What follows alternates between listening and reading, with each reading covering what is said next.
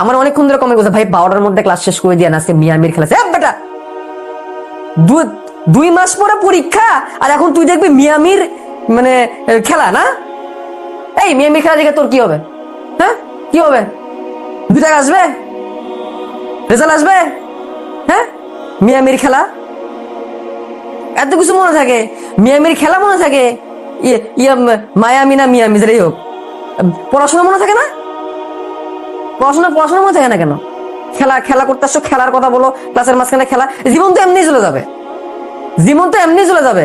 12 দিন পর টেস্ট পরীক্ষা, এখন আছো তুমি মিয়ামি নিয়া, এখন তুমি মেসি নিয়া, এখন তুমি নেইমার নিয়া, এখন তুমি রোনালদো নিয়া। তুমি চান্স না পেলে তোমার মেসি রোনালদো তোমার দেখতে আসবে? তোমার পাশে পাশে আন্টি তো দেখতে আসবে না তোমারে, আইসা খুঁজা দিয়ে যাবে। পাইলো না ভাবি, আপনার ছেলেটা এত কষ্ট করলো চান্স পাইলো না, তোমার মেসি এসে তোমার বুঝাই দেওয়া যাবে? হ্যাঁ নাকি তোমার রিয়াল মাদ্রিদ বার্সেলোনাতে নিয়ে নিবে, বাংলাদেশ টিমের ক্রিকেট তোমার খেলোয়াড় বানিয়ে দেবে? যদি পারো বাংলাদেশ টিমের খেলোয়াড় হইতে তাহলে যাও, যদি পারো ফুটবল বাংলাদেশ ন্যাশনাল টিমের ফুটবল হতে তাহলে যাও, আমি তোমার সাপোর্ট করি। আর তা যদি না পারো এসব ফাইজলামি করো না, এসব ফাইজলামি করে তোমার জীবন চলবে না, এসব ফাইজলামি করে প্লাস হবে না, ফাইজলামি বাদ দেয় এগুলো। কষ্ট করে বলতেছি কথা, বাট খারাপ লাগতে পারে, বাট এটাই সত্য, এটাই সত্য। এসব ফাইজলামি বাদ দাও, এসব ফাইজলামি করে জীবনের সাথে ফাইজলামি করো না, জীবনের সামনে কোনো ফাইজলামি করো না। তোমার মেসি এসে তোমার বাঁচাবে না, তোমার নেইমার এসে তোমার বাঁচাবে না, তোমার এই যে এই সেই এসে তোমার বাঁচাবে না।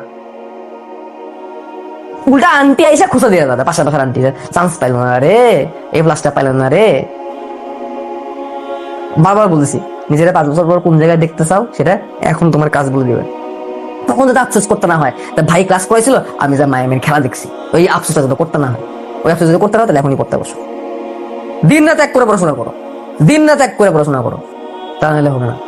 একবার এক গুরুর কাছে শিষ্য জিজ্ঞাসা করছিল, মোহাম্মদী বুদ্ধদেবের কাছে জিজ্ঞাসা করছিল যে নিজের আকাঙ্ক্ষাকে কতটা তীব্র করতে হবে তাহলে আমি পাবো, আমার আকাঙ্ক্ষা বা ইচ্ছাকে কতটা তীব্র করলে সেই বস্তুটাকে আমি লাভ করতে পারবো। তখন মোহাম্মদী বুদ্ধদেব কি করলেন, সেই ছেলেটাকে নিয়ে তার শিষ্য নিয়ে এক পুকুরের কাছে গেলেন, পুকুরের কাছে নিয়ে মাথার মধ্যে চুবাই ধরে পানির মধ্যে চুবাই দিলেন। ছেলে তো খারাপ অবস্থা, নাক মুখ ছাড়ার মতো অবস্থা, কোনোভাবে পানি উঠে ইয়া করতে পারছে, যেই একটু দম যায় যাওয়া অবস্থা, এই সময় গুরু কি করলো, তার মাথাটা তুললো, একটু দম নিল, সাথে আবার ডুবাই দিল, এরকম 4-5 বার করলো। ছেলের তো একদম যায় অবস্থা জীবন, ঠিক আছে। মাথা চুবাই রাখে, কিছুক্ষণের জন্য মাথা বের করে আবার পানির মধ্যে চুবাই দেয় গুরু, যখন একদম যায় অবস্থা, ছেলে হাঁপাইতেছে, তখন বুদ্ধদেব জিজ্ঞেস করছে এখন বলো তোমার জীবনে কি দরকার?